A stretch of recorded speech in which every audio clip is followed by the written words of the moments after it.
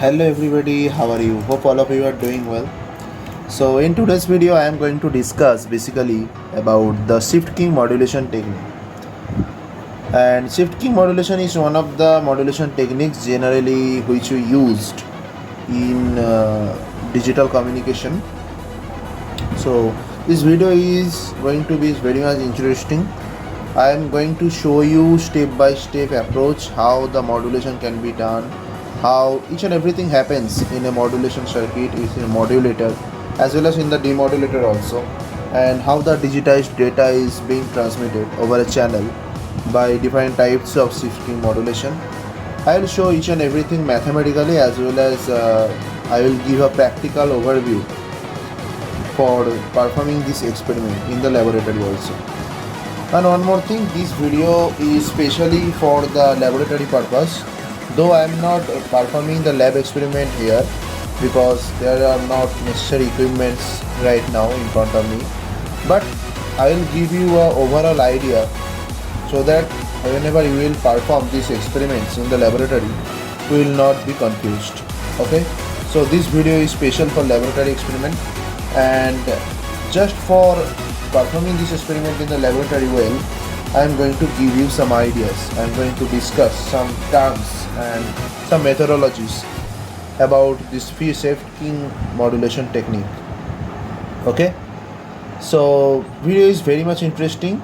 Just keep watching this video from first to last. You will learn each and every points.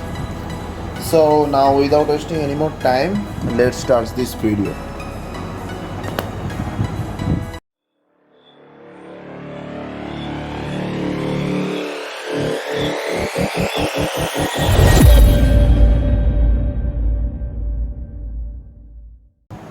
In today's video, we will discuss these points. I am just going to give you a small discuss about these points. So at first point we will learn the message signal in the digital form, how a message signal is generally converted in the digital form. Basically before modulation, how is the state of the message signal. Okay, we will learn this from here. Obviously we are not going to details how this message signal is converting in the digital signal. Okay, that we have already covered in our last experiment, that is a pulse code modulation. Pulse code modulation is a technique where we convert our analogous message signal in the digital domain. I will discuss it inside when I will discuss this topic later. Then we will learn what is the meaning of shift keying. We are going to discuss shift keying modulation technique, right? So it is very obvious to know what is the actual meaning of this shift keying. What is shift keying? And we will then learn different types of shift keying modulation. Basically these are the three types of shift keying modulation: ASK, FSK and PSK or BPSK. And inside each and every shift keying modulation, that is amplitude shift keying modulation, frequency shift keying modulation, phase shift keying modulation, inside each and every shift keying modulation we will learn about some basics. Then we will develop the equation, the output equation of the modulated signal, of ASK modulated signal, of FSK modulated signal, as well as for PSK modulated signal. We will develop some equation from these basics. So that's why I have written here the verification of the equation. I am not going to derive the equation here. Here what we will do, we will basically verify the basics whatever we will study in the previous step here, and according to the basic I will basically derive the equation. I will basically generate the equation. Then we will see the modulation circuit, and we will also see how the modulation circuit performs actually, and as well as we will see the demodulation circuit also. And these 4 points is same for all these 3 types of shift keying modulation technique. And at last I will give you the concept of MPSK, that is the aim array shift keying modulation. I will give you the concept, and I will also compare the BPSK with MPSK. Okay, so there are many more confusions about the parent phase shift keying and M array phase shift keying. So that's why I will give you the difference or the distinguish. I will distinguish the MPSK with BPSK. Okay, so that the confusion about the MPSK or M array PSK or PSK or BPSK will be removed. Okay, so I'm going to dive now according to our topics. So our first topic is message signal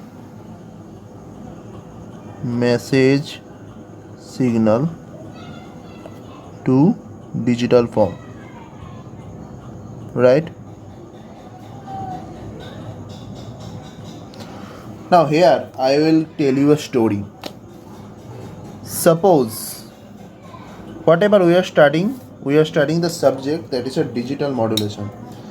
Each and every transmission, your cell phone, your laptops, each and everything that works upon the digital modulation. Okay.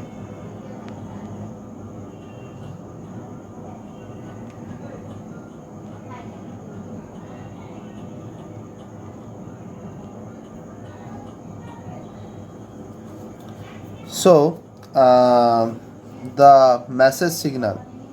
What is the message signal? Our message signal is an analog signal basically. That is our speech. You can assume that a human speech, that is a analog signal, right? And we are talking about the digital communication or the digital modulation techniques. Now, whatever our message signal, that is converted in the digital signal actually, and we have learned several types of conversion of analog signal to digital signal or digital data bit streams. These are the data bit streams.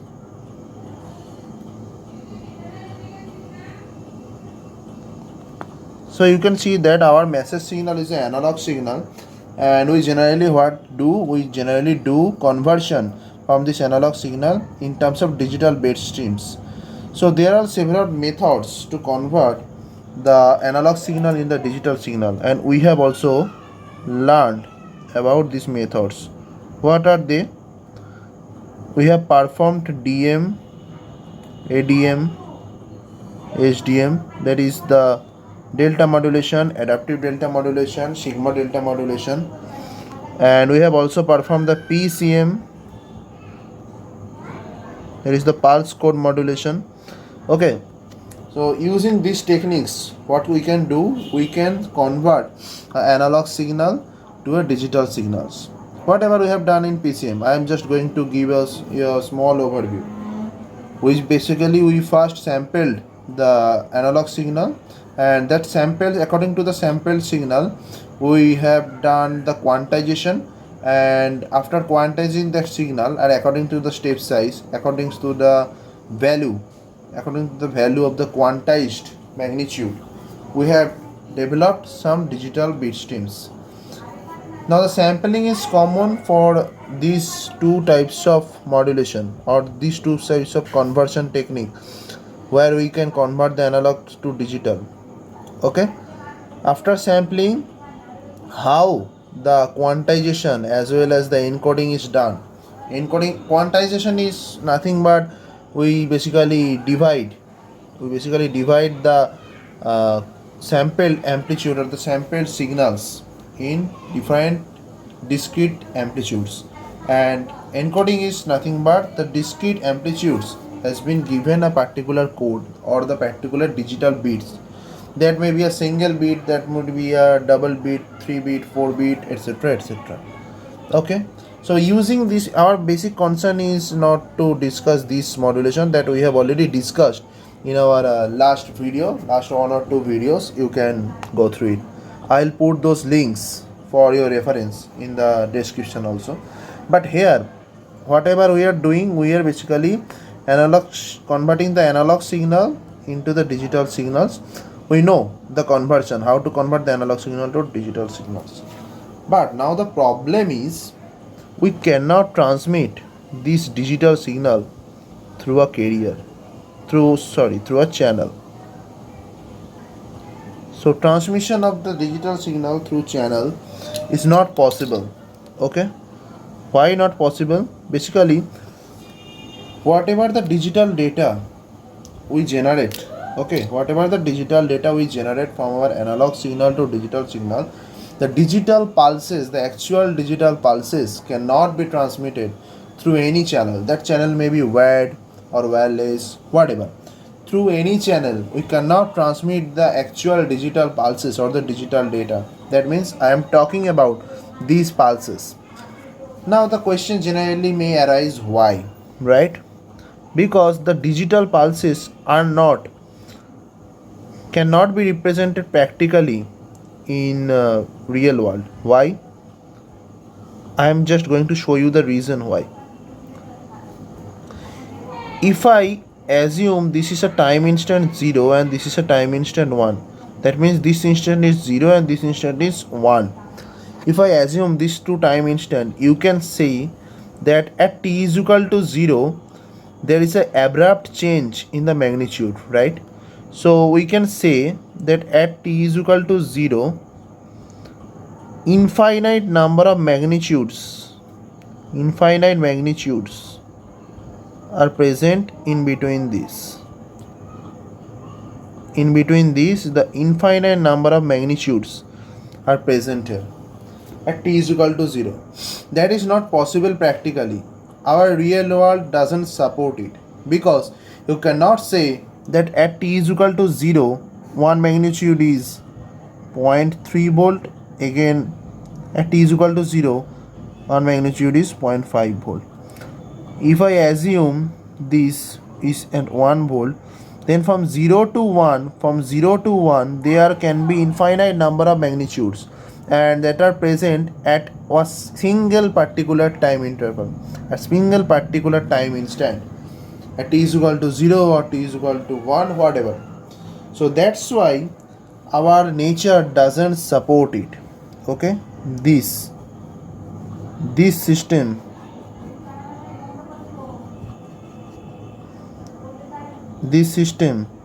is not supported by nature. Okay, not supported by nature.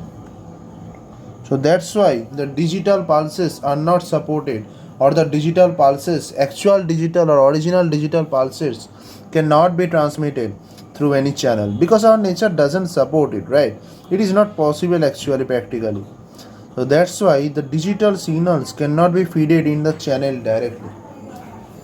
So that's why to feed the digital signal in channel, if I want to feed a digital data, okay, through a channel, then what we can do here, we can take a help of an analogous signal, that is obviously a high frequency signal, also called the carrier signal. We can take a help the analogous signal, that is a high frequency signal, that is a carrier signal. Okay, so according to the bit pattern of the message signal, several parameters of the carrier signal will change. Okay, according to the bit pattern, the parameters of the carrier will change. See, the message signal, there are only one parameter we can say, that is the message itself, that is the bit stream. There are maybe several numbers of bit stream. One bit stream may be 1011, second bit stream may be 1011. Several kinds of bit stream may appear in the input, but according to the bit pattern, according to the bit, whether it is 1 or whether it is 0, the parameter of this carrier will change. Okay, and why we have chosen a carrier? Because carrier is an analogous signal, that is a sinusoidal signal, or any kinds of carrier you can choose. Okay, I have chosen here a sinusoidal carrier signal. So the sinusoidal carriers are analogous in nature, and according to the bit pattern, several parameters of this sinusoidal carrier will change. Okay, so Now we can generally happily transmit this sinusoidal carrier signal through a channel. Okay, so that's why what we need actually, we need a carrier. There is a time domain carrier, and also this will be in analogous form. Okay, so we cannot transmit the digital data, that's why we need a carrier. And that is how a message signal that was first in an analogous form, that was converted to the digital data bit streams using several types of digital modulation techniques that we have already covered in our last two videos. And whenever our digital pulse is ready to transmit, we cannot transmit the digital pulses through the channels, and for that we need a analogous carrier signal, that is a time domain continuous time domain carrier signal.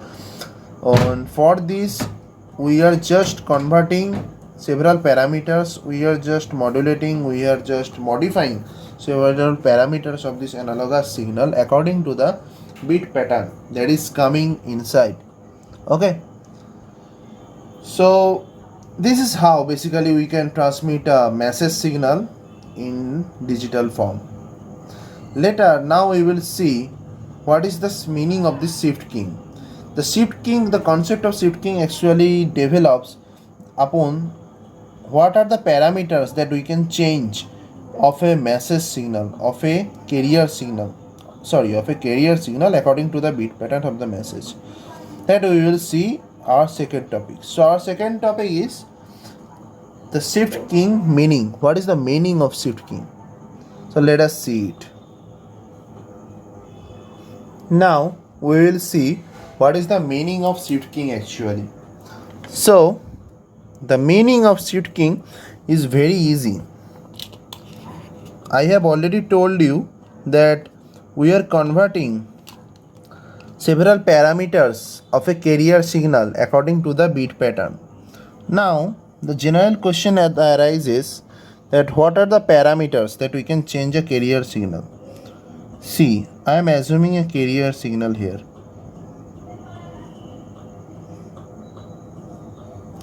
The general equation of the carrier signal can be given as Ct is equal to A of C cos. See, I am assuming a cos signal here, but you can also assume it as sine signal. Okay, so no problem about it. Basically, the nature of the cosinusoidal signal or the sinusoidal signals are same. There is nothing but a 90-degree phase shift. Okay, so cos of, just 1 minute, yes, cos of omega ct plus phi. What are the components that we can change a carrier signal? I am just showing it over here. We can change the amplitude, that means a carrier signal must have three components, that is one amplitude, one is frequency,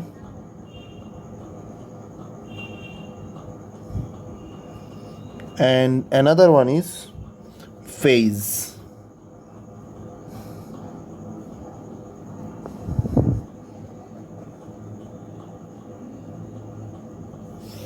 A carrier signal has these three parameters that we can change.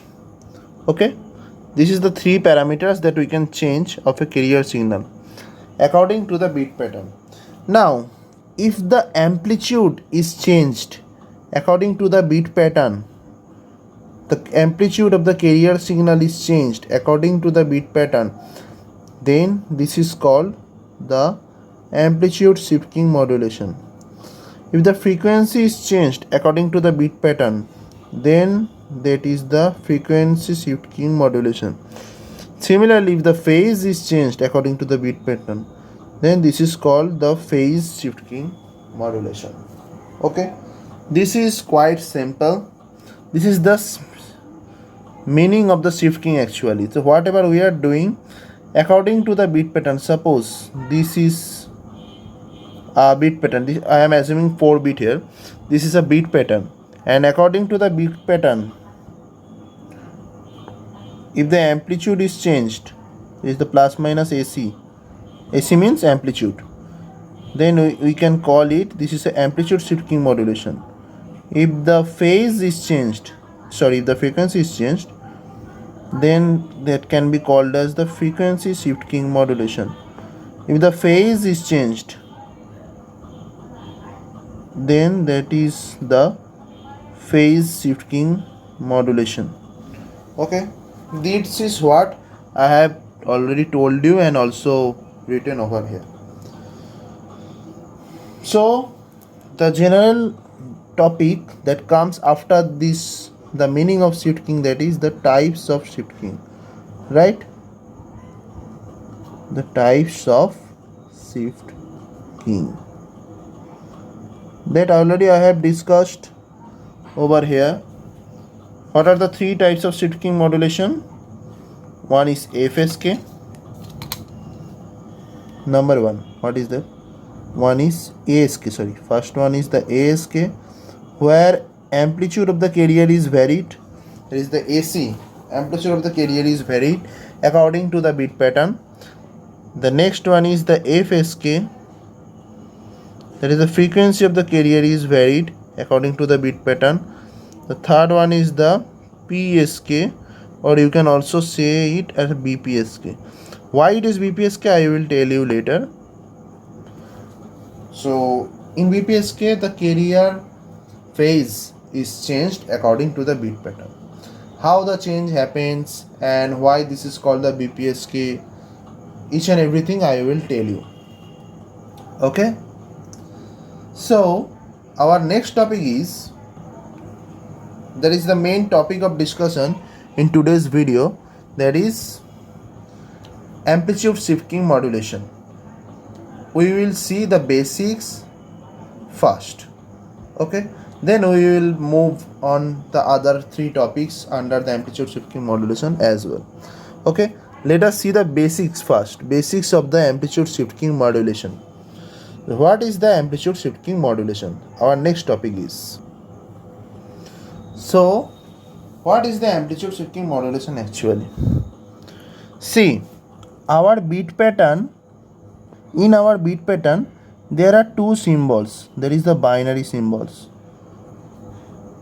Two types of symbols in the beat pattern we can say. What is that? One is 1 and another one is 0, obviously. That means our beat pattern is nothing but the combinations of ones and zeros, right? Whatever I have told, according to the beat pattern, the carrier magnitude or the carrier amplitude, okay, will change. So how the change is happening here? I am assuming a carrier signal over here, that is the CT. Okay, CT is AC cos omega CT, and I have assumed that the phase is 0 over here for simplicity. Okay, so our carrier signal is AC cos omega CT. Whenever the beat, that is the BI, the beat, incoming beat is 1, then the output signal, output will be CT, that is AC cos omega CT. Okay, that means what? Whenever in 1 will occur in the input, then the output will be as it is the carrier, what the carrier was actually. Okay, that means the carrier will go to the output only when the input is 1, and when the input bit is 0, then the output will also be 0. That means no signal will appear at the output terminal. Okay, why, how this is happening actually, I am going to show you. And for simplicity, I am taking a 4-bit pattern here. Okay,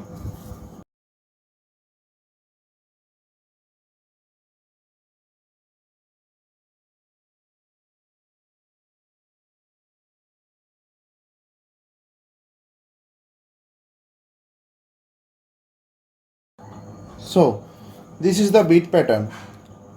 And what is the bit pattern actually? That is 1 0 0 1 0. Okay, this is the actual bit pattern, and the carrier is like this. What is the carrier? That is like this, something like this.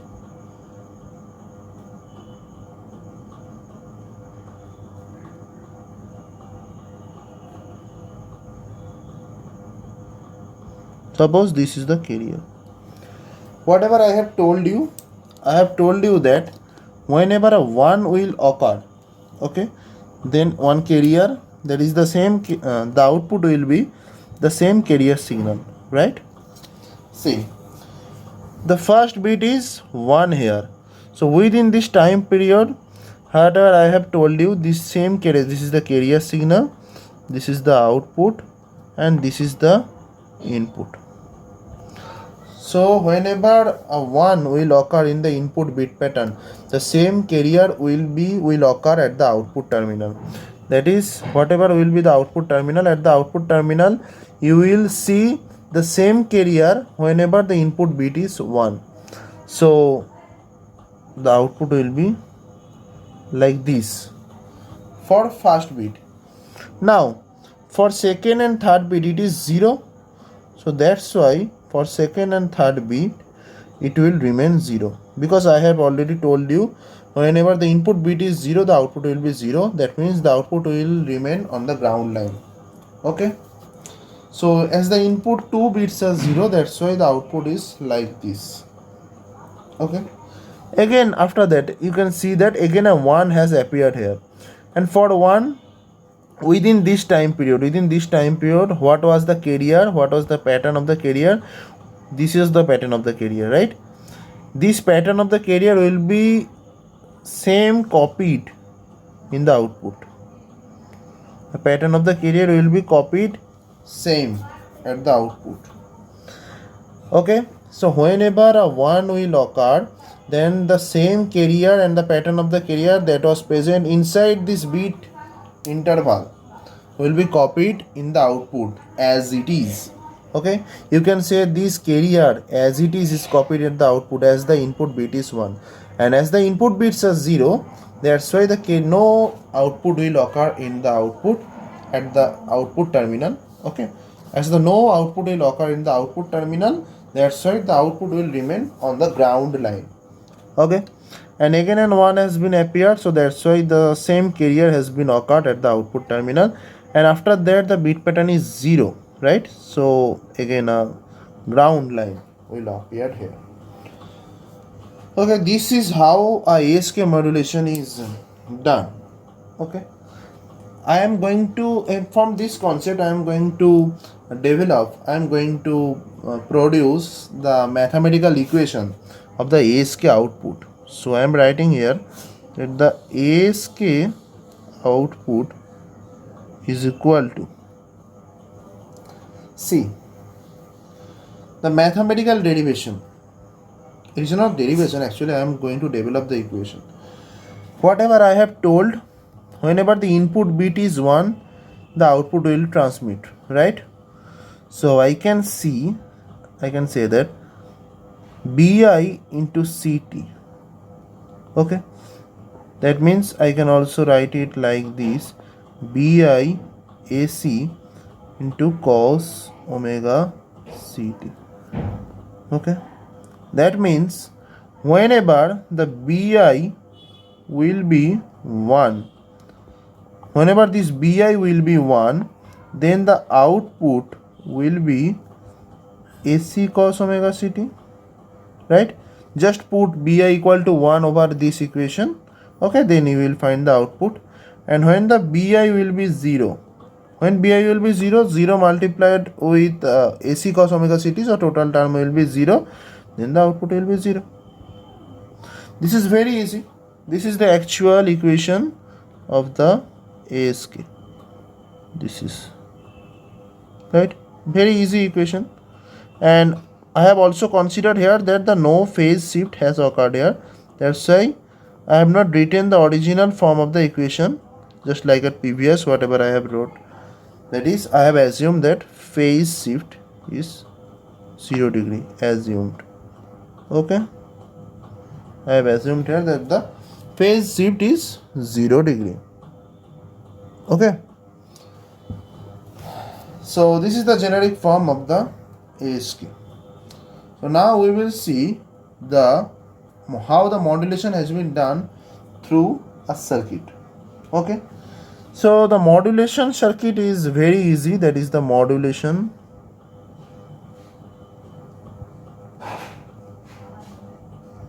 circuit.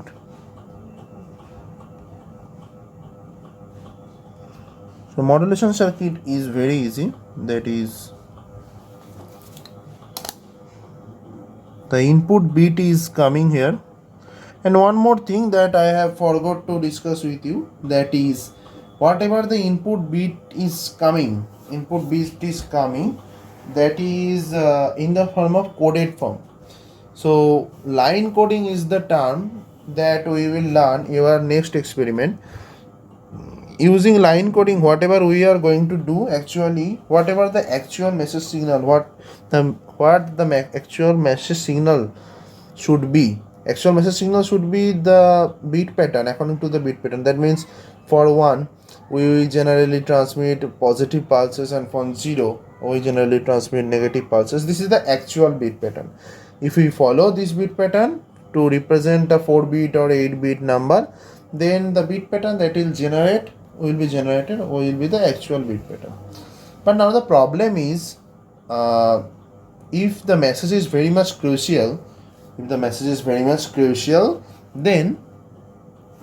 can be extracted unnecessarily. So this may occur in case of security purpose, in case of security or military communication purpose also. Okay, so to avoid the unnecessary or the unsubscribed extraction of messages from the channel, whatever we do, we generally encode the message signal. That means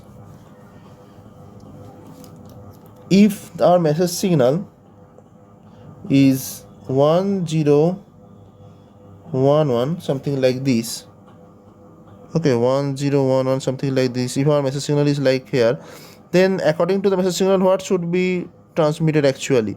1011, right? This is the bit pattern actually be transmitted. But for encoding,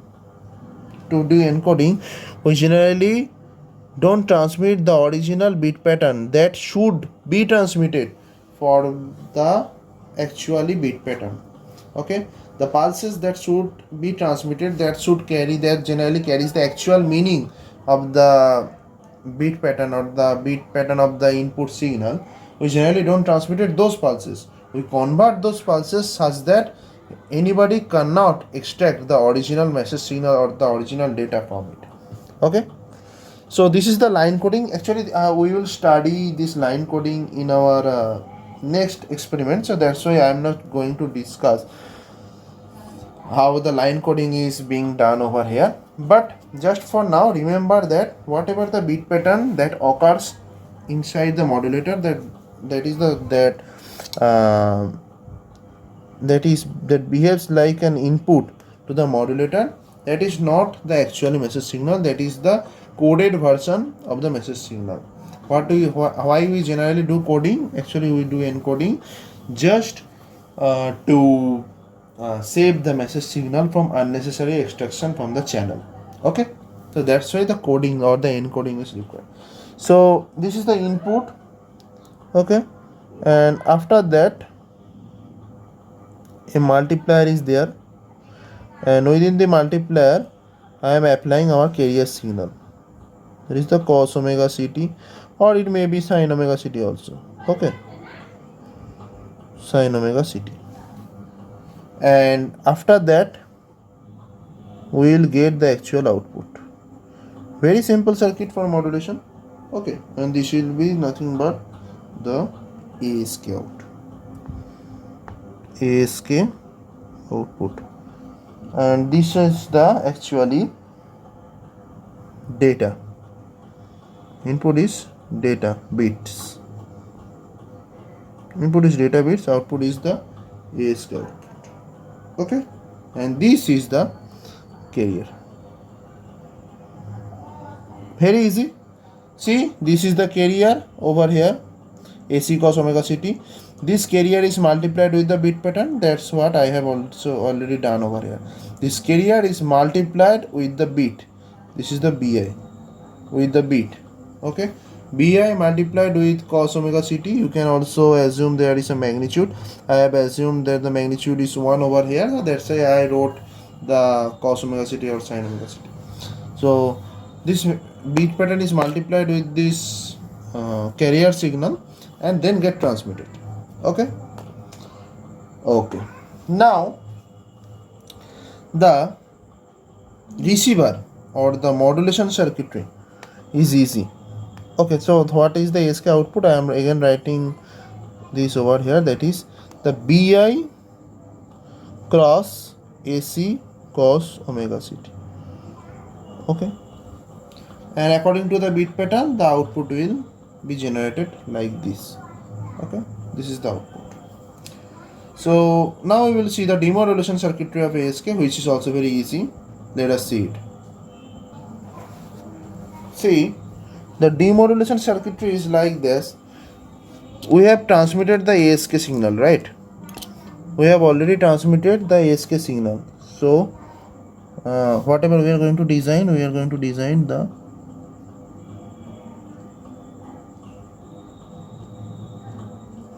demodulation circuit.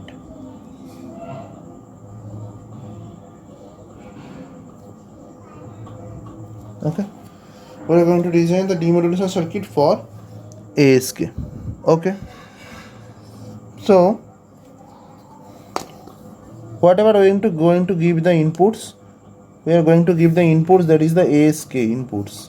This is this signal, this is the ASK output signal, will behave like an input for the demodulation, right? We have transmitted this from, okay, we have not transmitted this, we have transmitted this. Okay, this is the actually carrier, but we have transmitted this. This transmitted signal will appear in the receiver. So in demodulation signal, in demodulator circuit, the ASK, that is the amplitude shift keying output, will occur.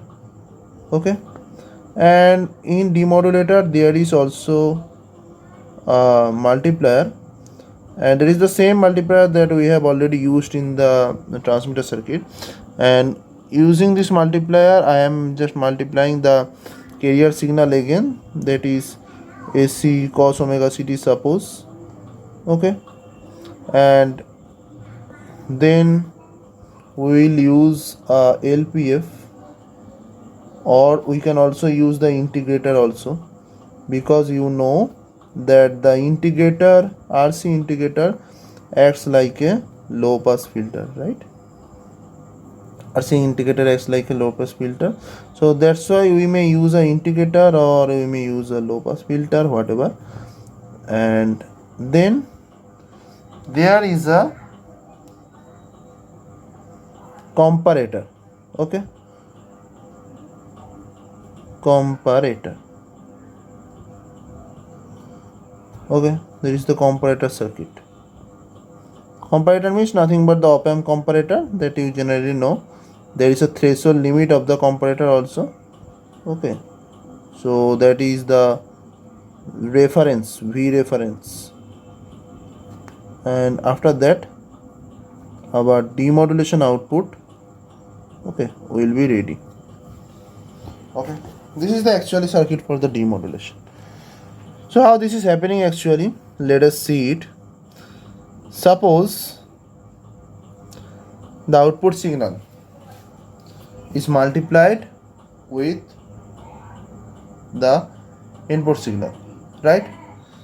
I am assuming first the bit, input bit was 1. So when the input bit was 1, see, when the input bit was 1, then what was transmitted for ASK output? For ASK output, the carrier itself was transmitted, right? So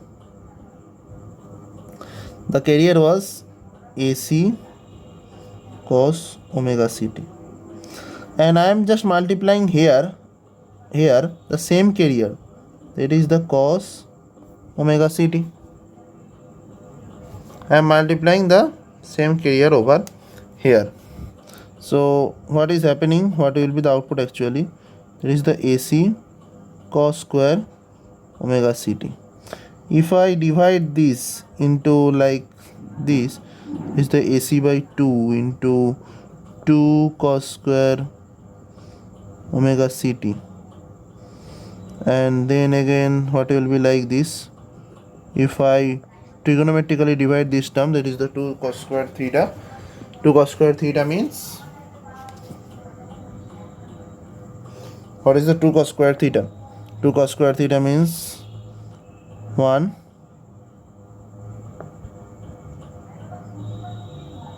is the cos square theta plus cos square theta.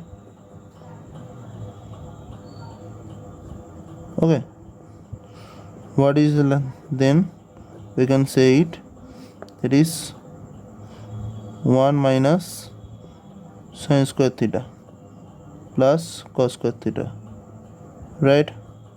Then we can say there is the AC by 2. Okay, 1 plus cos square theta minus sin square theta. Cos square theta minus sin square theta is nothing but cos 2 theta. Okay, so here theta is actually the omega ct. Here the theta is omega ct. So AC by 2 1 plus cos 2 omega ct. Now if I pass this signal, what is this signal? This signal is appeared over here. Okay, I have just multiplied the ASK output signal with cos omega ct, and this signal is appeared here actually, and after that we pass this using a low pass filter.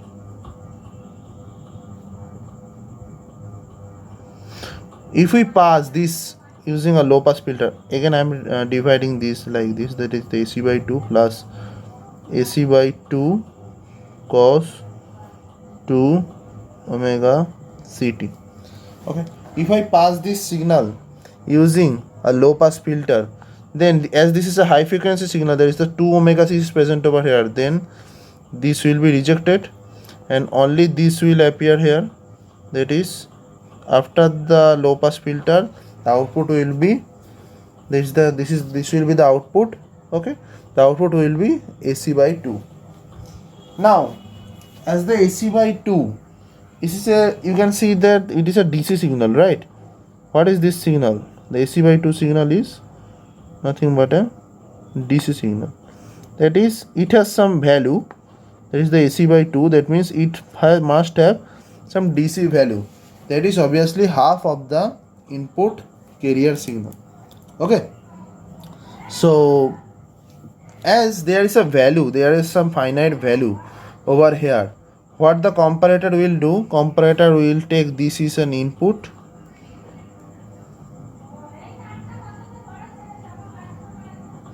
and there is obviously the threshold limit, that is the V reference. This is suppose the comparator. Okay, this will be the V reference. Okay, suppose the V reference is less than equal to 0, and as this is a finite magnitude that is appeared at the non-inverting terminal of the comparator or the op-amp comparator, the output will be 1. Okay, so you can see that we transmitted, at first we basically transmitted the 1, and this was the 1 that was appeared in the form of the carrier signal in the demodulator. Basically transmitting of 1 doesn't means we are transmitting carrier for this one once. Okay, that carrier has been appeared, that is the carrier that was transmitted due to the 1. Due to this 1, this carrier was transmitted from the transmitter or from the modulator. and this carrier is multiplied first. This is the coherent detection actually. So first it is the multiplied with this carrier signal, and I have assumed that this carrier signal has magnitude 1, because we are not concerned about magnitude here. Okay, so magnitude is 1 after some basic calculation. Okay, when we pass this signal, when it is passed through a low pass filter or the integrator, then the integrated output will give a finite valued DC signal. Okay, and when the DC signal is fed to the non-inverting terminal of an op-amp comparator, and due to the V reference voltage that is less than is equal to 0, the comparator will give the output signal or an output bit, and that is nothing but the same bit which we transmitted in the transmitter. And this was the for bit 1, bi is equal to 1, and when the bi will be 0, then this signal that is the 0 will be multiplied. When bi will be 0, then what the transmitter transmitted actually? The transmitter transmitted 0. That is the DC value that I have already shown you, that is here. When the input bit was 0, the output of the transmitter was 0. So this 0 has been appeared to the ASK output. Okay, so 0 is multiplied with the carrier signal. Okay, so that is 0 into AC cos omega ct. What will be the output? Output will be 0, and this output will appear in the low pass filter, and low pass filter definitely passes this 0, as this is a 0 value, this is the DC value. Okay, the low pass filter, after passing through the low pass filter, this will appear to the positive terminal of the comparator. Okay, positive terminal of the comparator.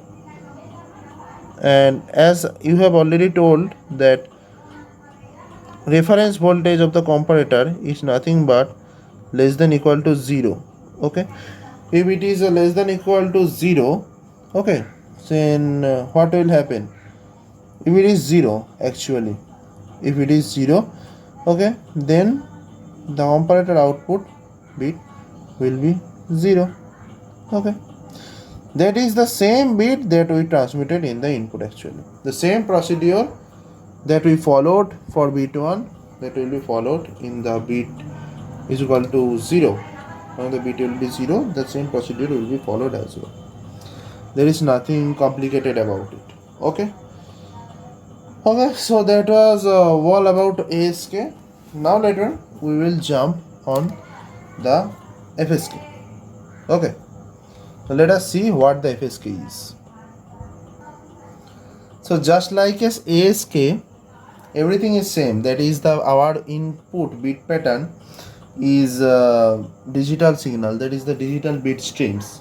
Okay, so actually for FSK we generally use two types of carrier signal. One is C1T, and C1T we can write, that is the AC1 cos omega C1T, and I am assuming that the phase is the phi 1 is 0 over here, and another carrier, that is the carrier of another frequency, that is the AC2 cos omega C2T, and for this the phase is also 0 over here. And here I am assuming that the omega C1 frequency of the first carrier signal is greater than the second carrier signal. Okay, so according to the bit pattern, whatever I have told, the frequency will be changed. If the frequency of the carrier is changed according to the input bit pattern, then we can tell it as the frequency shift keying, right? So what is the funda between it? I am assuming that the input bit, as I am giving a nomenclature, that is a bi to the input bit. When the input bit is 1, okay, then the output will be carrier 1 actually. Why? That is because it is a high frequency carrier. There is the high frequency terminology of the carrier signal, that is in between two carriers, which will be the higher in frequency, okay, that will be transmitted in the output. And when the bit will be 0, then the output will be C to T, and C to T means low frequency. The output will be low frequency, okay. So whenever input bit is 1, we will transmit the high frequency carrier, and whenever input bit is 0, then we will transmit the low frequency carrier, okay. So that's why we can assume that 2 carriers are required here, okay. That is the frequency shift keying. And there are, you can see that there is a disadvantage, right? Okay, I will tell you about the disadvantage later. So let us first draw how this thing happens, okay. So let us first draw it. That is the frequency shift keying modulating signal, okay. So let me draw it first.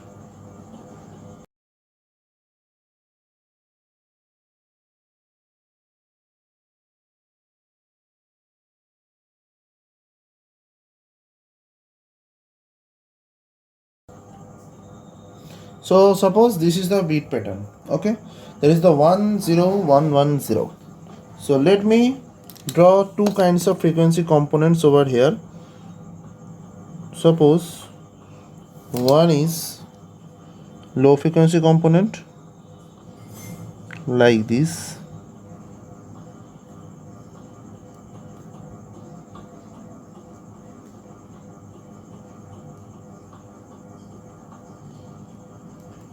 and another one is a high frequency component like this. So this is basically actually C2T, okay. This is C2T, okay, and this is obviously the input, and this is the C1T. This is the high frequency component.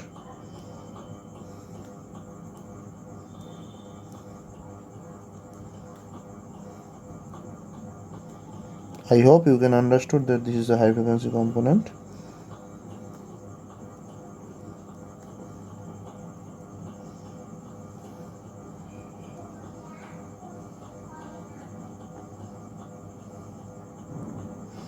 Okay, so this is a high frequency component, and our output will be whatever I have told you. Whatever I have told you, that is for bit is equal to 1, when the bit will be 1, this high frequency component will be transmitted. That is like this. Why this is transmitting here? Because the first bit is 1. So whenever the bit is 0, okay, this is the output actually. Now, when the bit is 0, the low frequency component will be transmitted. Okay. Again the bit is 1. 2 ones are there. So the high frequency component will remain transmitted until a 0 occurs. Okay. The high frequency component will be transmitted again, and again there is a 0. The low frequency component will be transmitted.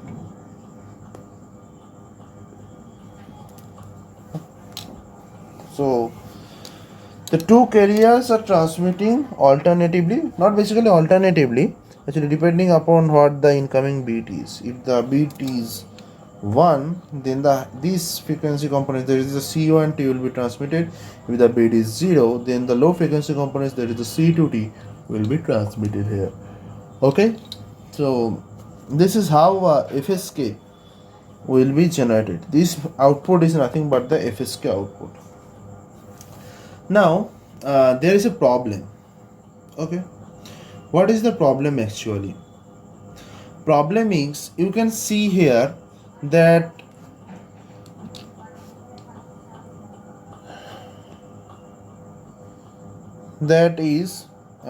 we need 2 types of signals of 2 different frequencies. Okay, so that's why for modulation we need to generate 2 different kinds of signal over here. Why? Because the 2 signal has different amplitudes, different frequencies, and for transmitting two different types of bits, a bit pattern that consists of two different types of bits, there is one for 0 and one for 1, we need to transmit two different carrier signals. So that's why there must be some generator that should produce two kinds of signals. One is of low frequency and another one is for high frequency. So two kinds of signal generators should be used to transmit two kinds of signal over here. Now to avoid this problem, I have developed the mathematical equation. The scientist has developed the mathematical equation such that the problem should be removed very easily. So let me show you the mathematical equation first. Now the mathematical equation of FSK output will be like this. That is AC cos 2 pi FC plus del F into BI into T. Again I am assuming there is the phi I is equal to 0 degree. Okay. This is the mathematical equation for FSK. And how this is working actually, let us first assume through an example. Suppose FC is equal to 1 kilohertz. Okay. And del F is equal to 1 kilohertz. So whenever the bit, that is the BI, is 1, okay, whenever the BI is 1, there is this BI is 1, okay, that's what's happening. Then the output will be AC cos 2 pi into 2F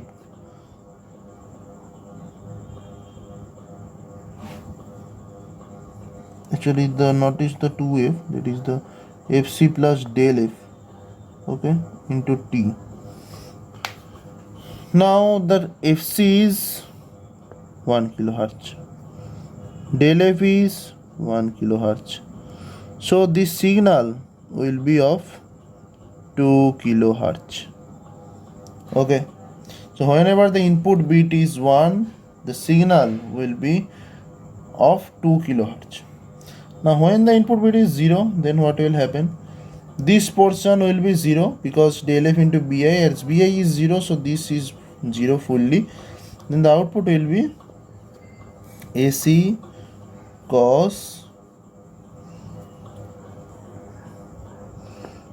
2 pi FCT. And as the FC is of 1 kilohertz, so this signal is 1 kilohertz.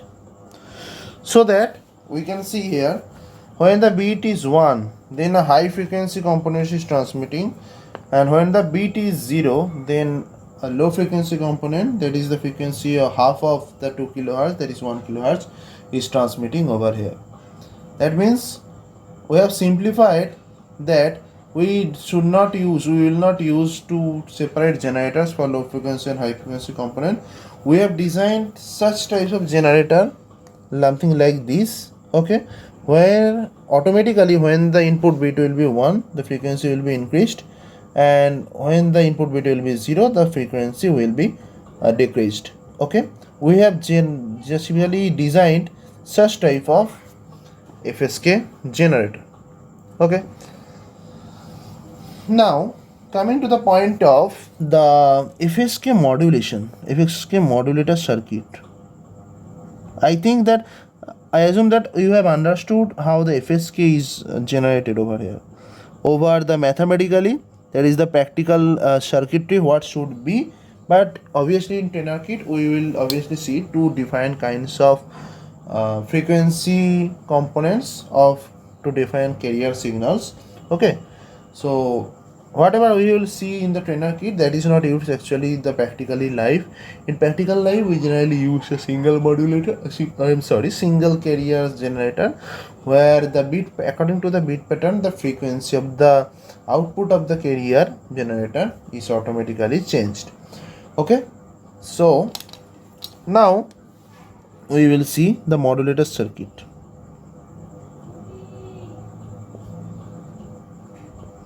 The modulator circuit of FSK, okay, there is the same. No, modulator circuit is not same actually. The modulators, for modulator circuit, whatever I have told you, in case of trainer kit, we will use two different frequency components. Okay, that is, this is the input bit. Obviously this is the encoded bit. Okay, this is the input bit. This is one frequency component. If C1T, and this is the another carrier of another frequency component, that is the C2T. Okay, this will be the output, and this output is nothing but the FSK output. Okay, so you can see that whatever I have already told you, that is, whenever the input bit will be 1, this frequency component, this is the C1T, for BI is equal to 1. Okay, for BI is equal to 1, and this C2T component is for BI will be 0. When the input bit will be 0, then C2T will be transmitted. When the input bit will be 1, then C1T signal will be transmitted. Okay, that I have already told you in last page. Okay, so this is the modulator circuit for FSK. Okay, and after this modulator output, the signal will be generated, will be like this, that I have already shown you. This is the signal that will be generated after the FSK output. Now the demodulation of the FSK is very easy. So let me show you first the demodulation circuitry. For demodulation circuit, we will use again the coherent detection here, and for ASK, whatever I have told you, I have used a single frequency, that is the single carrier in the demodulation. That is, I used a single carrier because there were not a question of the change of frequency. Okay, a single carrier was enough to demodulate the ASK signal, because there the variation was in terms of amplitude, not in terms of frequency. Okay, here the variation is in terms of frequency, and as two carrier signals has been used in the transmitter, the same two carrier signals will be used in the receiver also.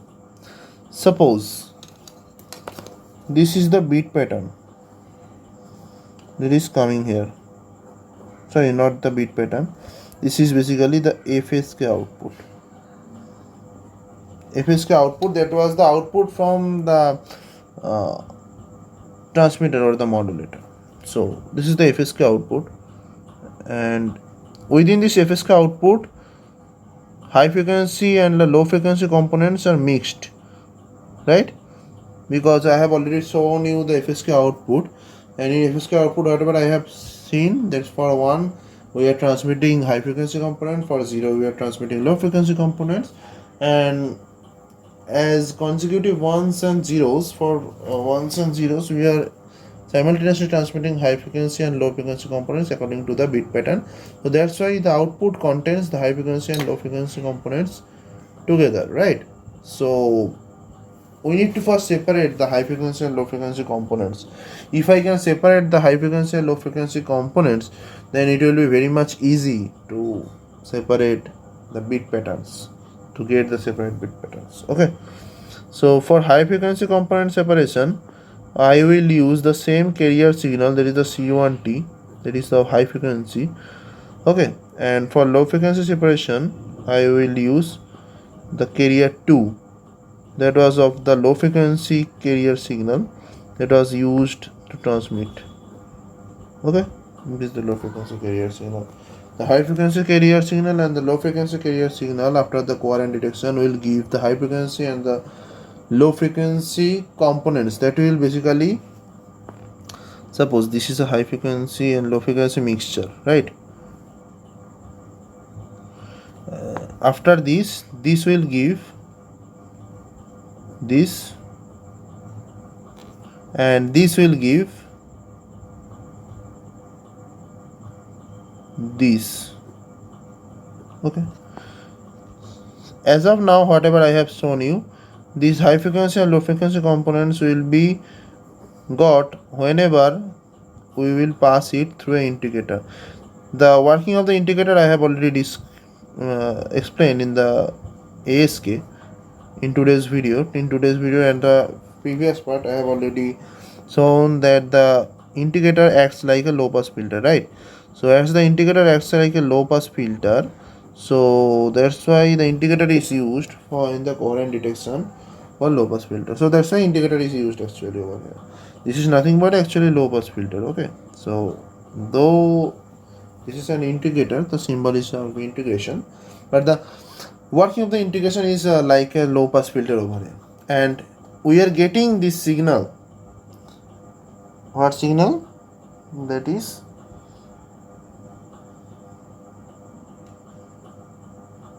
we are getting the demodulated signal. We are separating from high frequency and low frequency signals. Okay, from here actually. Okay, now the thing is, these two signals is what is then added over here. Okay, these two signals is added over here, and after that, just like as ASK, there was a comparator, right? Comparator circuit. There here is also a comparator circuit where reference voltage is required definitely. Okay, there is the V reference, and after the comparator circuit you will get the output. So actually what's happening here, so first from the mixed signal I am just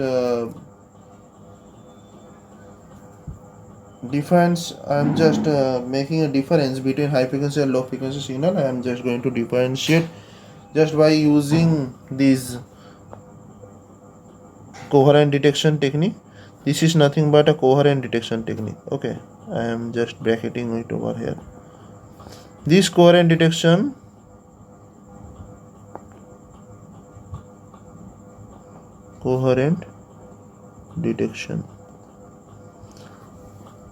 the same is happening over here also, the below portion. Okay, the below portion is also coherent detection 1, and this is the coherent detection 2. Okay, for coherent detection 1 and for coherent detection 2. Okay, so as this is a coherent detection, using this coherent detection, what we are getting the H frequency, high frequency components, HPC, and we are getting here the LPC, that is the low frequency, LFC, low frequency components, and this high frequency low frequency components is again summed over here. Okay, so after summing, so what is happening actually after summing? See here, that is here, before summation the high frequency component was this, and the low frequency components was this, right? When these two signals will be summed, okay,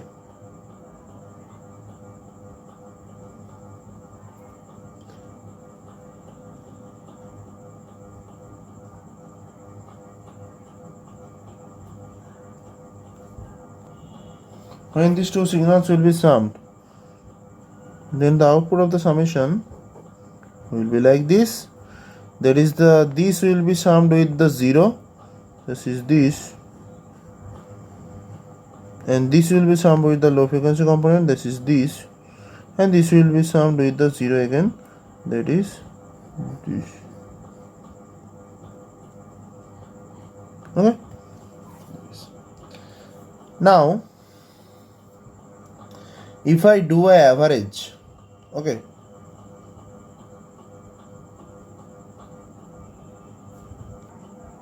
if we do the average, then for high frequency signal, the average value will be high, and for low frequency signal, the average value will be low. Again, for high frequency signal, the average value is high.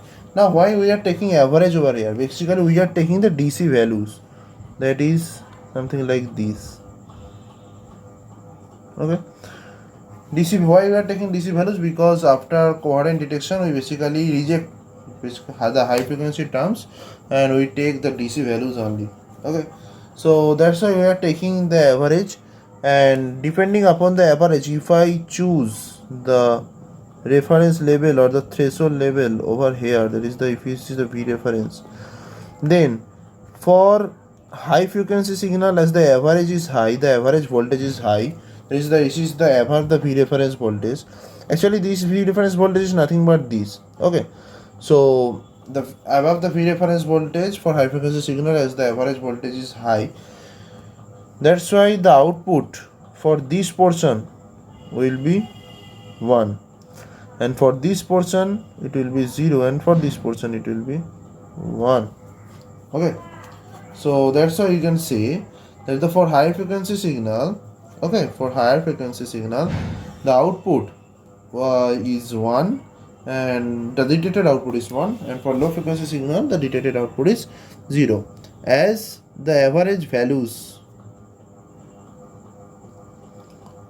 because as the average values are sometimes above the V reference and sometimes below the V reference, and the average values are dependent upon the time period, right?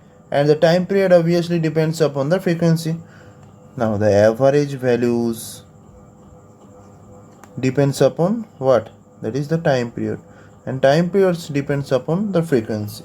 Okay, so that's why for high frequency signals, as the for high frequency signals, the frequency is very high and the time period is low, the average values will be high. Okay, and for low frequency signal, the frequency will be low, the time period will be high, and the average value will be low. Okay, this is the main funda actually. Okay, so that is not main our concern. Our main concern is just to study the demodulation circuit, and due to high frequency signal, the average value is high, so that's why in comparator it is detected that a 1 will be the output. The comparator will give the output as 1 when a high frequency signal will be introduced. Okay, and when a low frequency signal will be introduced, the comparator will definitely give the output as a 0, because that is below the reference level of the comparator, right? So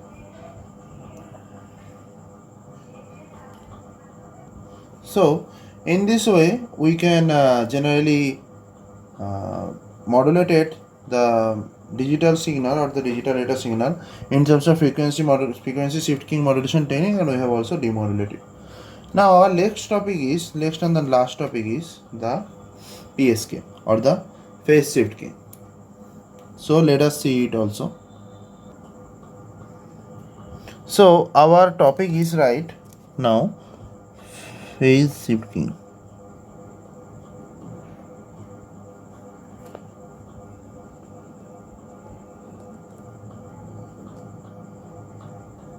Okay, phase shift keying, that is also called the PSK modulation. This PSK is also called sometime the BPSK, the binary phase shift keying modulation. why we call this phase shift keying modulation as a binary phase shift keying modulation. So I will make you understand it later. Okay, but right now let us first learn the basics. Okay, the basics is simple. Generally, again, here we are transmitting the binary signals or the digital bit streams over here.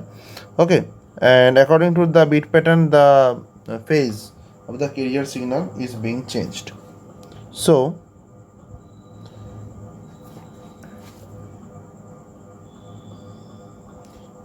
whatever we are doing here, actually, basically for bi, that is the bit is 0. Just 1 minute. Here actually the carrier is, I am writing the carrier equation again over here, that is AC cos omega ct plus phi. I am writing phi over here because as this is a phase shifting modulation, this phi term is very more important here. Okay, so that's why I am written the phi term over here. Okay, so our main agenda is what? Here the phi is 180 degree. Okay, whenever our input bit will be 1, the carrier as it is will be transmitted, that is the output will be AC cos omega ct. But whenever our input bit will be 0, then the output will be AC cos omega ct plus 180 degree. That is, we can also tell it at minus AC cos omega ct. Okay, minus AC cos omega ct. So this is also same for sine also. Okay, that means for bit 1, when bi is 1, the output is what? Like something like this. Suppose I am assuming sine over here. Output is like this. If the for bit is 1, when bit is 1, if the output is like this, then for bit will be 0, the output will like this. You can see that these two signals is sinusoidal in nature, but the phase shift between these two signals is 180 degree or pi. Okay, pi radian or 180 degree phase shift. There you can see here. Okay, now let us see this total story physically. Okay, so as we know, the total phase, that is 360 degree, and I have dividing this phase 0 degree and 180 degree here, that is two phase. This total 360 degree phase has been divided into two categories, that is the two phase has been used. So that's why this is called the binary phase shift keying, two phases. In the last topic or the next topic, I will show you what is the difference about the MPSK or the MRA with the BPSK. Then you will understand it more clearly. But right now, just understand, as we are dividing the total 360 degree phase into two phases, that is one is 0 degree and one is 180 degree. After 180 we will add again 180, then this will be again 0 degree or 360 degree. Okay, so we are dividing these 360 degree phase into two phases. Okay, 360 degree by 2 in two phases. So that's why this is called the binary phase shift keying. Okay, so now pictorially we will see how this is happening actually. So let us first draw the message signal. Okay,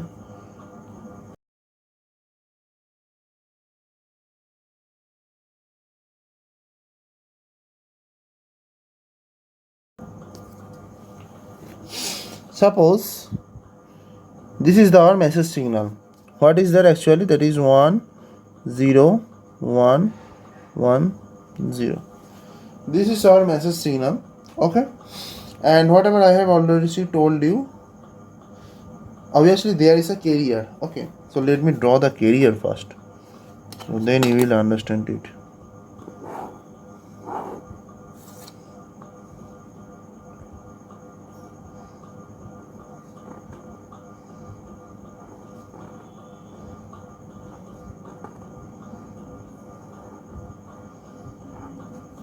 This is the suppose this is the sinusoidal carrier. There is the CT carrier. Okay, and in phase shift keying modulation circuit, internally the carrier will be phase shifted.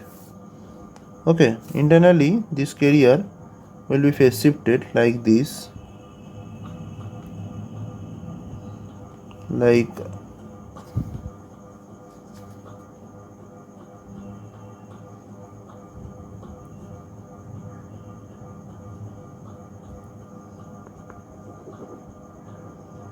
there is nothing but a 180 degree phase shift. Or you can, for simplicity, you can say that the magnitudes are reversed actually.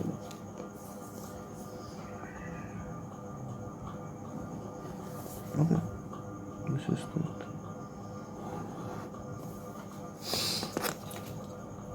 Okay,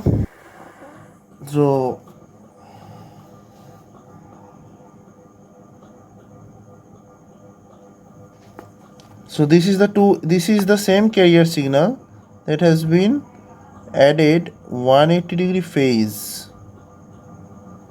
Okay, this is the same carrier signal that has been added with 180 degree phase over here. And for bit 1, whatever I have told, the carrier signal will be transmitted as it is, but for bit 0, okay, this carrier will be transmitted just by doing a 180 degree phase shift. Okay, so let me show this. That is, the first bit is 1 here, the carrier will be transmitted as it is. Okay, that whatever I have told you. Now the second bit is 0. Then when the bit is 0, the 180 degree phase shifted signal will be transmitted. That is, this signal will be transmitted. Now again, there are two consecutive ones. For two ones consecutively, continuously, the first signal will be remain transmitted. This, and when there is again a 0, then there will be 180 degree phase shift. Then the phase shifted signal, that is, this is the phase shifted signal, this signal is being transmitted over here. So I can write the equations of the two carrier signal something like this. Suppose I am assuming that CT is our carrier signal, and CT is sometime being happen AC sin omega CT, and sometime it is being AC minus AC sin omega CT, and sometimes it is being plus AC sin omega CT, because the phase shift between these two signals is 180 degree. So that's why I have not written the phi term over here, because I have directly written that the two carriers has been generated internally. Basically externally we are feeding a single carrier, but due to the 180 degree phase shift internally, the two carriers has been generated. Okay, so these two signals or the two carriers that has been generated internally is being transmitted due to ones and zeros. Okay, for 1, the plus AC sin omega CT is being transmitted, and for 0, the minus AC sin omega CT is being transmitted, and the vice versa may also happen. That means what signal is transmitted for 1 and in between which signal will be transmitted for 1 and which will be for 0, that is not our main concern, but our main concern is for 1, the signal that will be transmitted will remain with the phase shift at 180 degree or the pi with the signal that will be transmitted for 0 bit. Okay, and for this I have written a generic equation, that is the output signal. What will be the output signal? Output signal will be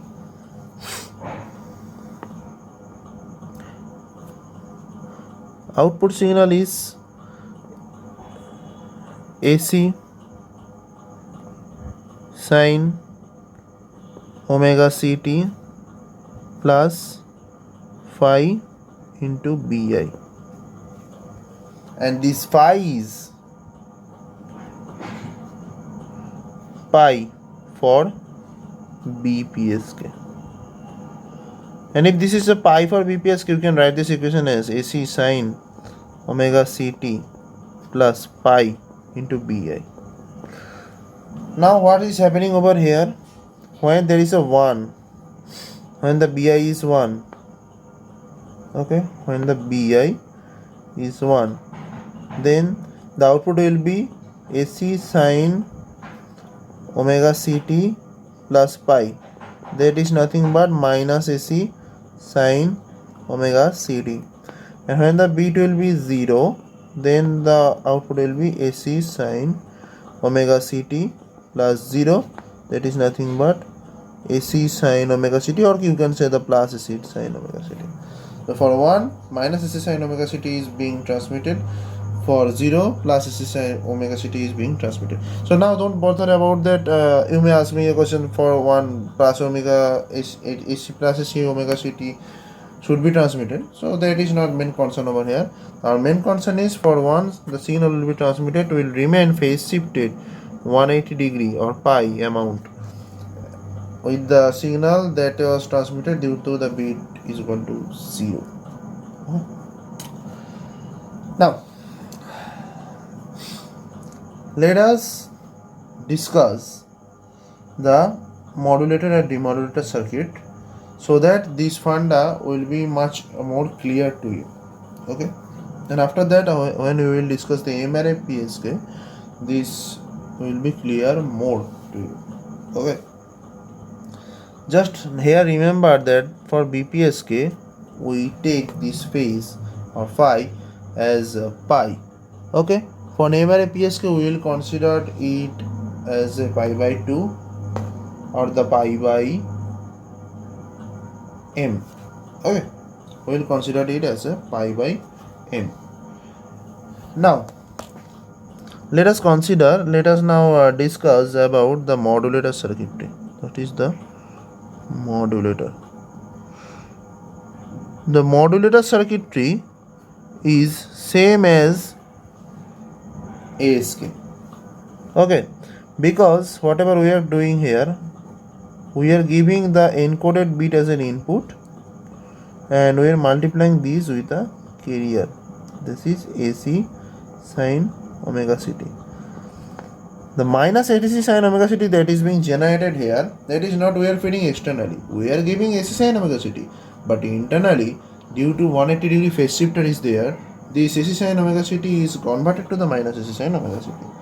So now don't bother about that how minus AC sine omega ct has been generated. Just remember that internally it is being converted. So that's why we can say that the same circuit that can generate the BPSK. Okay, that is the same circuit. Why I am telling this is the same circuit? Because the same circuit was we used the same circuit for ASK also. So that's why this circuit is the same. But for demodulator,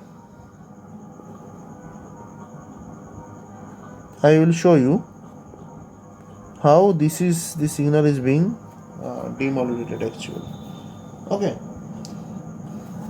the demodulation circuit for BPSK is also same for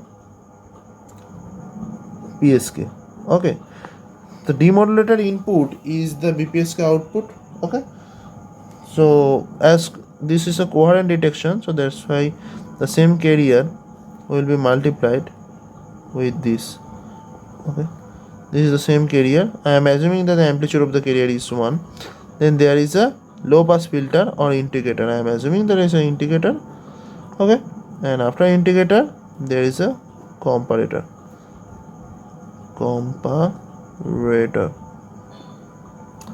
Okay, this is a comparator, that is basically comparing these two signals. Okay, the signals that is present here with the reference signal, there is a V reference, there is a reference signal definitely. Okay, and depending upon the comparison, it is giving the decisions, that is the output will be in the form of bits. Okay, output will be in the form of bits. So now let us check, or let us see how this is happening. Suppose the input bit is 1, and for 1 whatever I have told you, suppose plus AC sine omega ct is being transmitted. As the AC sine omega ct is being transmitted, that is, this AC sine omega ct will be appeared at the input, the demodulator.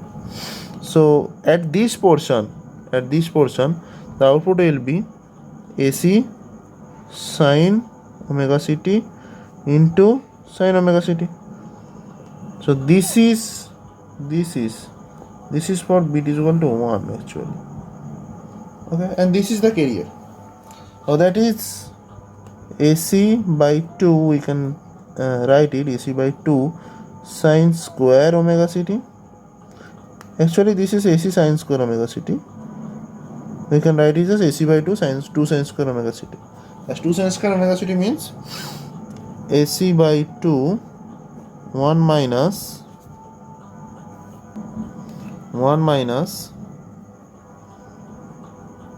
cos 2 omega ct, because 2 sine square theta means 1 minus cos 2 theta.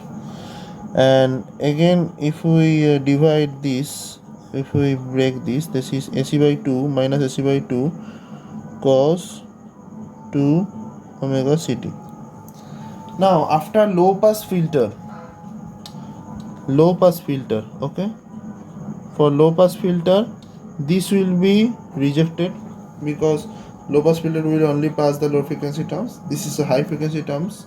As the carrier itself is high frequency, again the 2 has been multiplied with it, so that's why the frequency has been become more and more high. So LPF will only transmit this, that is AC by 2. Okay, so as you can see, for BI is equal to 1, when the input bit is 1,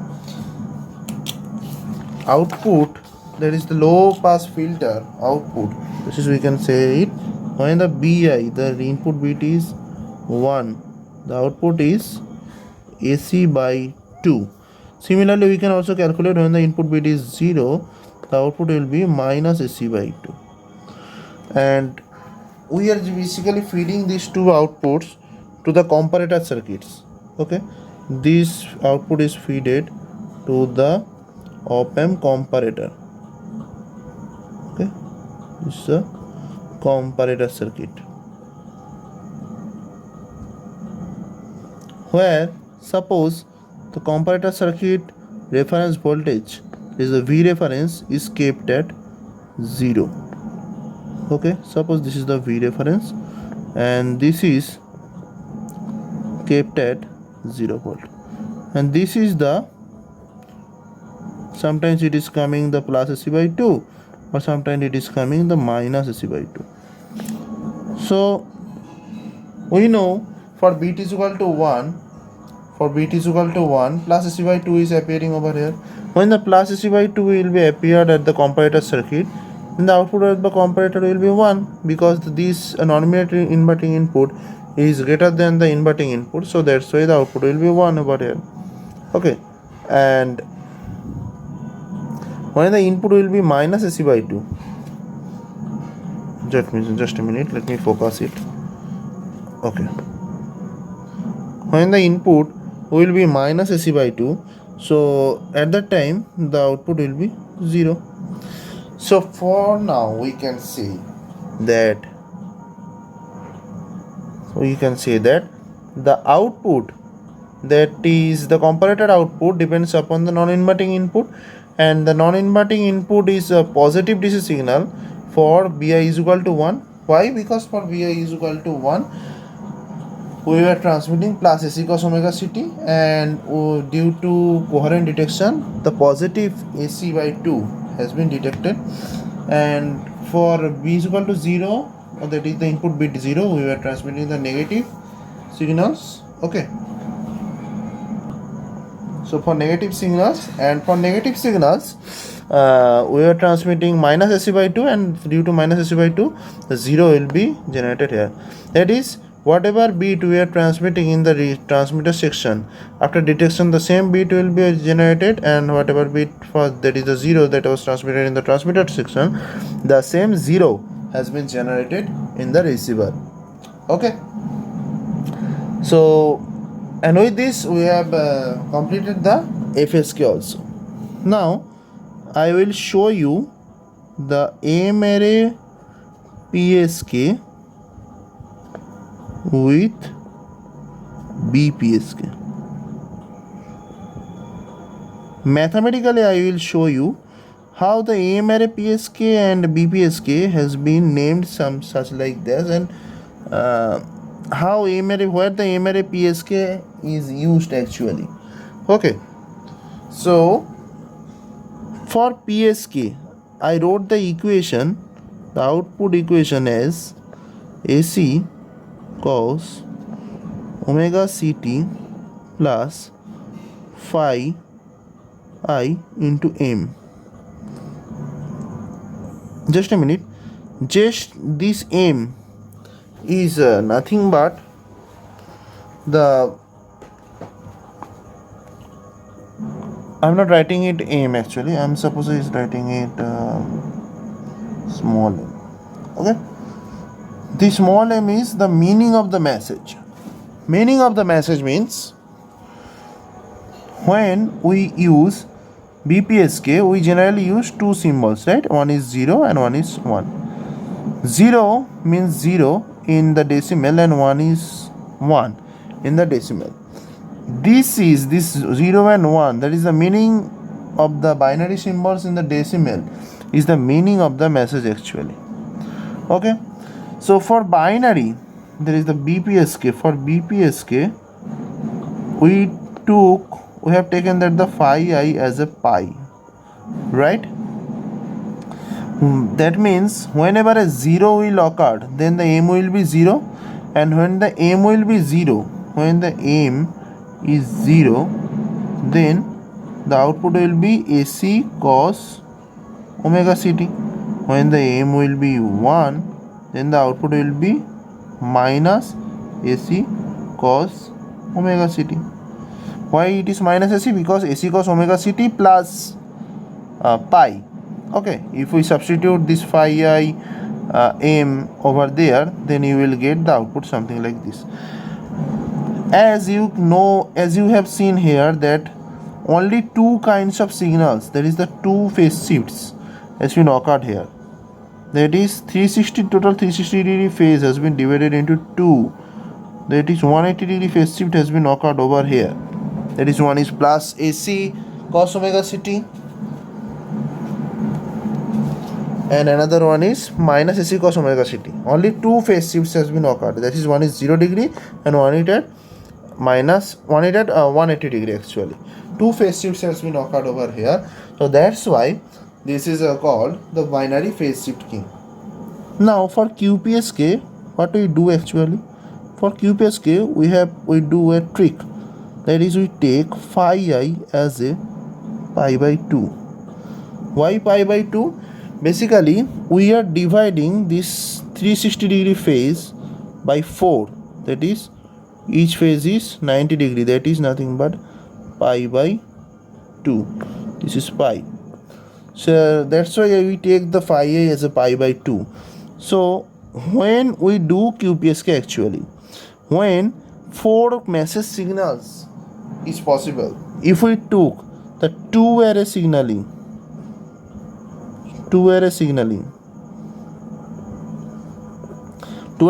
means we are considering only the single bit. Here we will consider two bits together. There is a 0 0 0 1 1 0 1 1, 0 0 in decimal 0 0 1 1 1 0 2 and 1 1 is 3.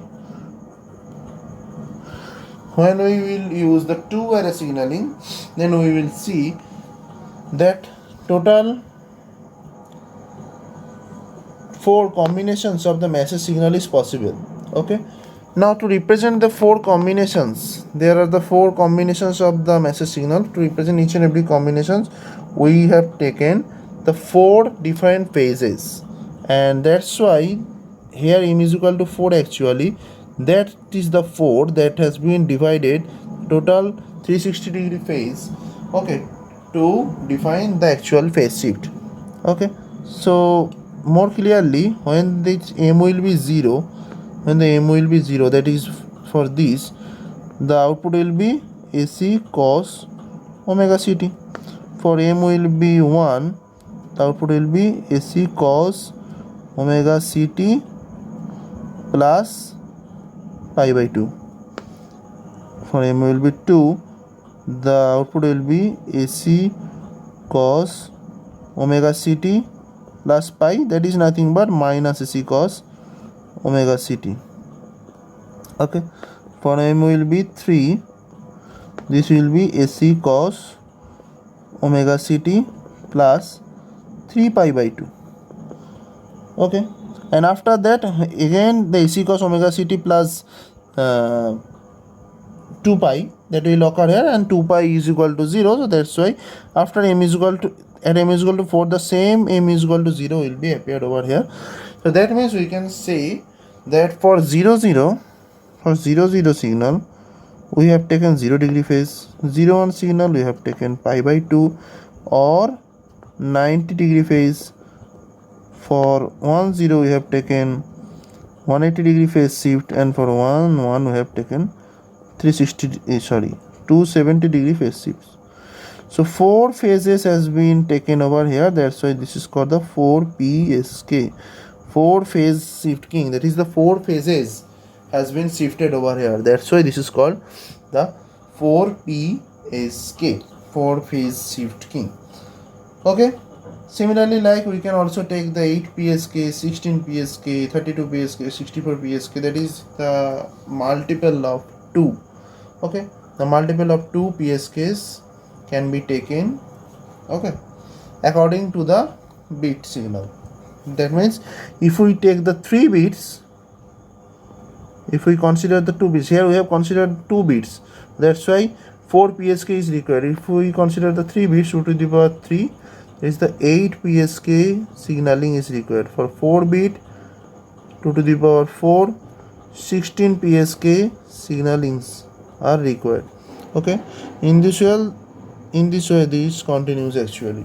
Okay, that is the 8 PSKs means 8 phases. Okay, 16 PSKs means 16 phases. That is, we can also say that the number PSK, that is number of phases required.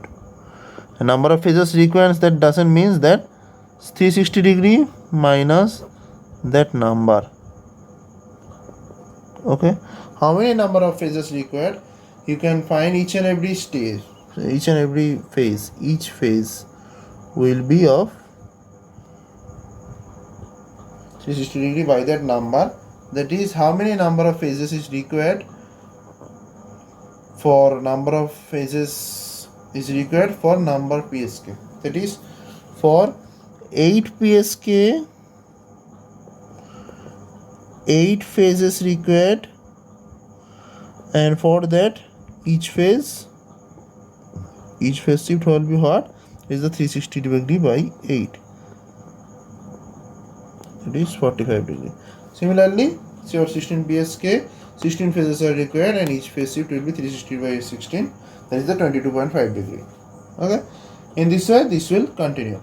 Okay, so this is the main difference basically M array PSK or MPSK. M array PSK is also called the MPSK and the BPSK. For BPSK we are basically dividing the total 360 degree phase in 2 portions, but for MPSK we generally divide the total 360 degree phase into 2 to the power multiples. That is, for 8 PSK, that is, what is the number of PSK? We generally divide the total phase 360 degree phase by that.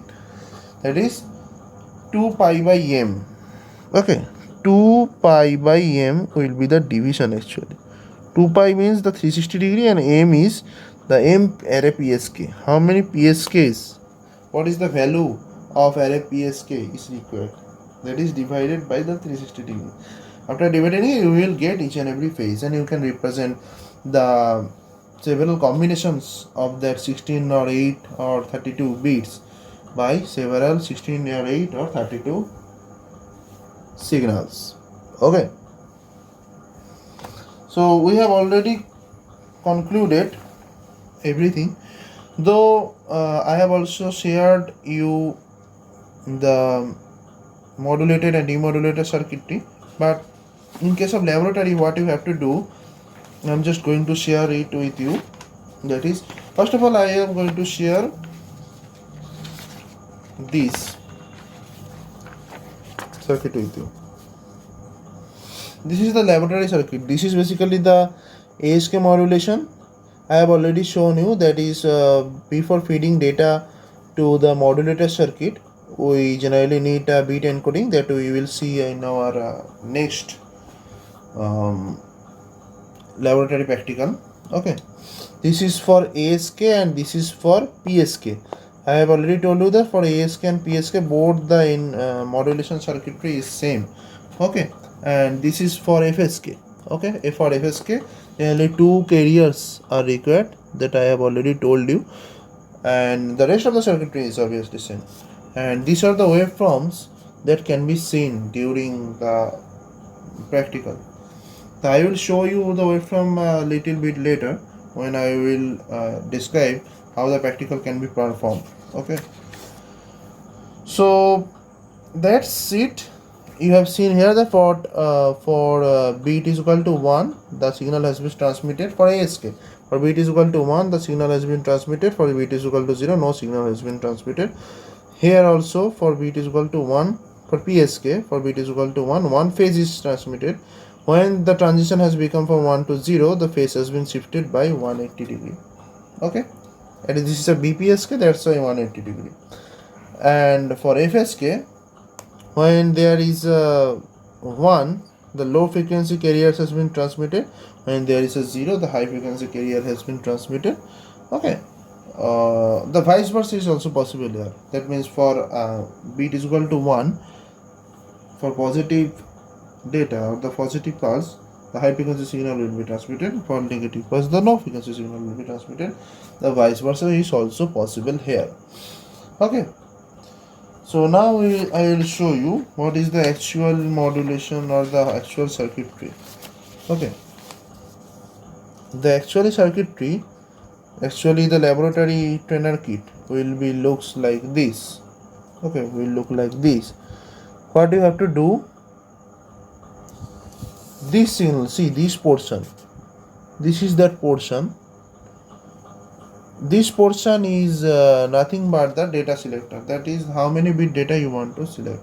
You have just to press the push button and you can switch between the several bit patterns. I have selected the 8-bit pattern, that's why the green LED beside the 8-bit is glowing over here. And this is the data clock. Okay, data clock signal can also be selected just by switching, just by pressing the push button over here. I have selected the 2 kHz data clock. That is the clock signal actually. And I have already told you that for before feeding data, encoding block is required. This is this. Okay, an encoding block is required before feeding the data in the circuit. It is the 1-bit encoding block is like this. Okay, and the main important thing is the 4 kinds of modulator circuit is there. This is for ASK modulator circuit, this is for PSK, and this is not in our syllabus, so we are not concerned about this. And this is for FSK. This is the modulator circuit. Okay, basically the portion of the circuit I am showing you, that is like this. The left portion is the modulator circuit. This total is the modulator circuit. Where what you have to do with the modulator circuit, here see here, at the input of the mixer, the digital data is fed. This is the carrier, who the frequency of the carrier has to be measured, and this is the ASK output that I have already shown you graphically just by drawing it in the white paper. Okay, the same will happen for BPSK also, and for FSK I have already told you that the two carriers are used. This is the two carrier signals are mixed upon the input digital data bit streams. Okay, and here you will find the FSK out, here you will find the BPSK output.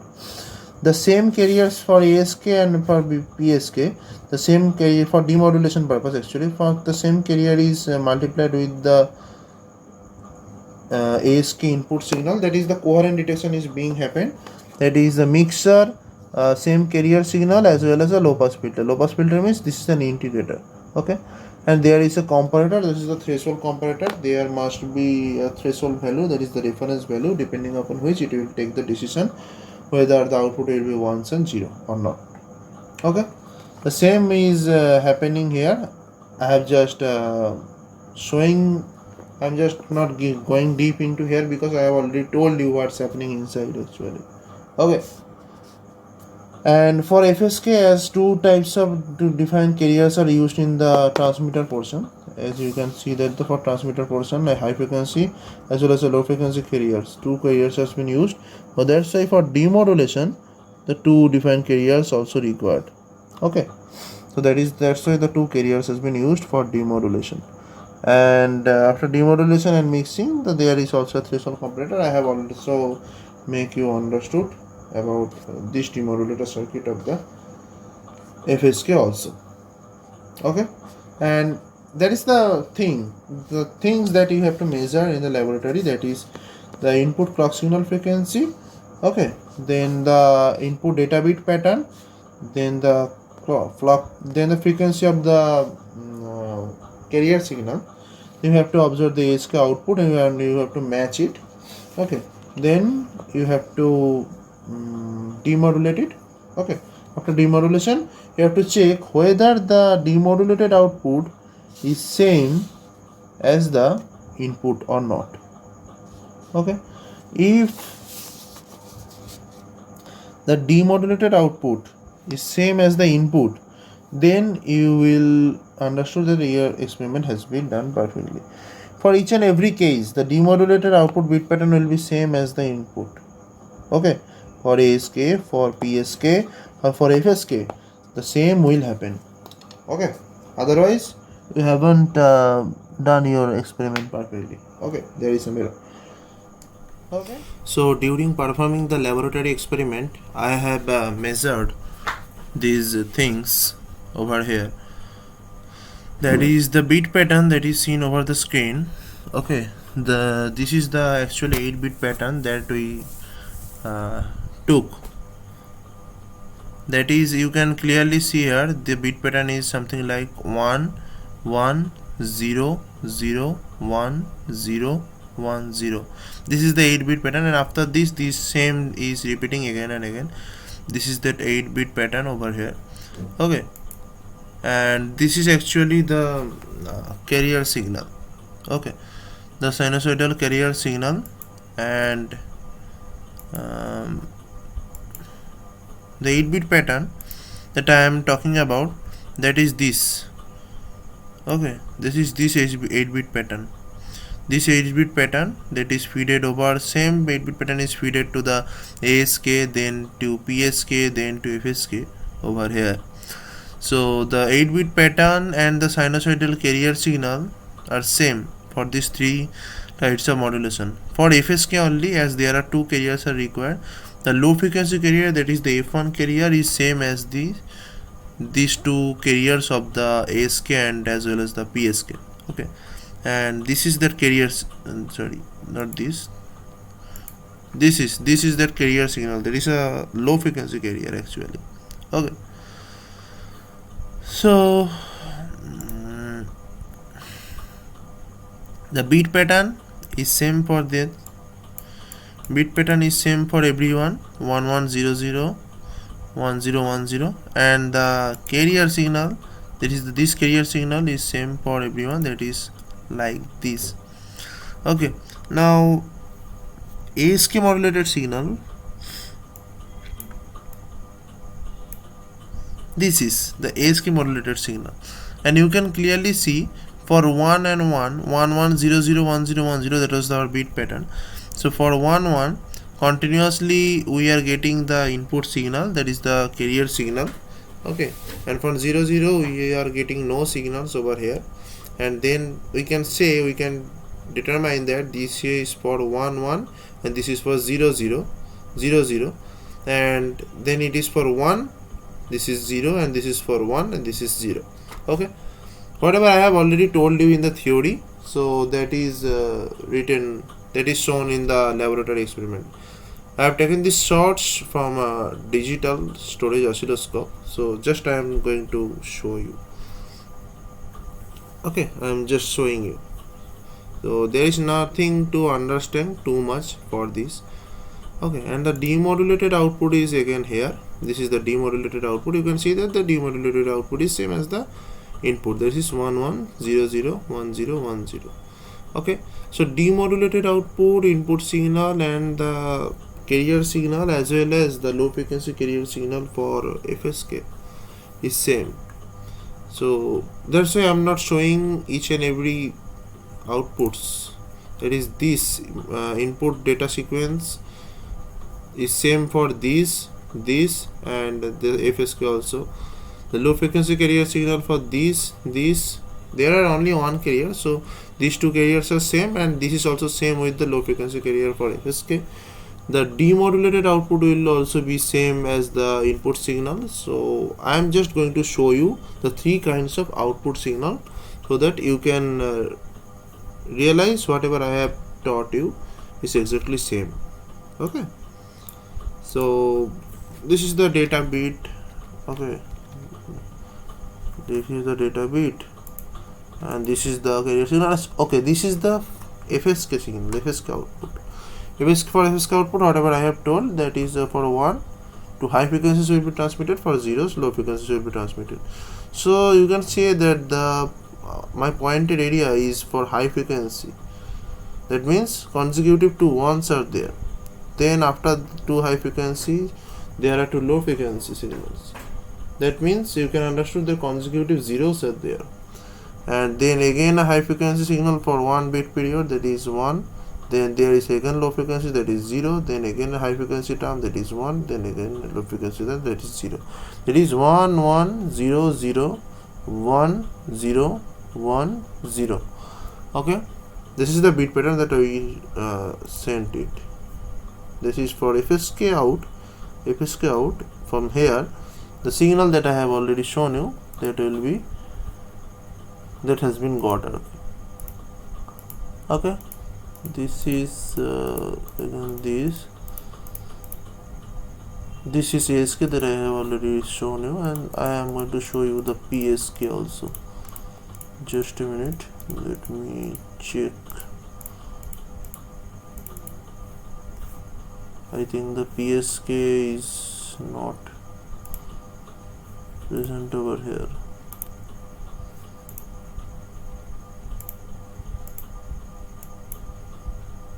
So PSK shot has not been taken, I think.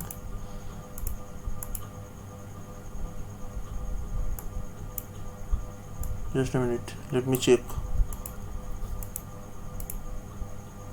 These are ASK. Whatever, no problem. The PSK shot will be looks like this actually. This is the PSK. Okay. So for 1 1 0 0 1 0, and after that there is also a 1 and 0. So that is actually the for 1 1 a J signal that was transmitted for 1 1, the 180 degree phase shifter signal will be transmitted for 0 0. That means you can say that for 1 to 0 jump there is a abrupt change in phase, that is this. Okay, again from 0 to 1 there is again 180 degree phase shift, and from 1 to 0 there is again 180 degree phase shift.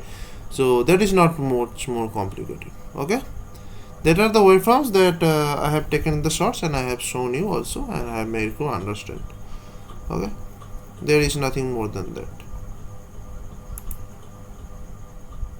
So I hope you have understood this session. Okay, if you have really understood this session, please smash the like button if you really like it also. And if you want these types of educational videos in future purpose, then you can subscribe my channel also. Okay, so that's all for today.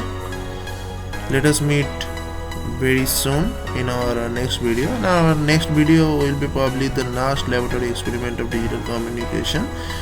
So hope we will meet you soon. Thanks for watching and have a nice day. Bye bye.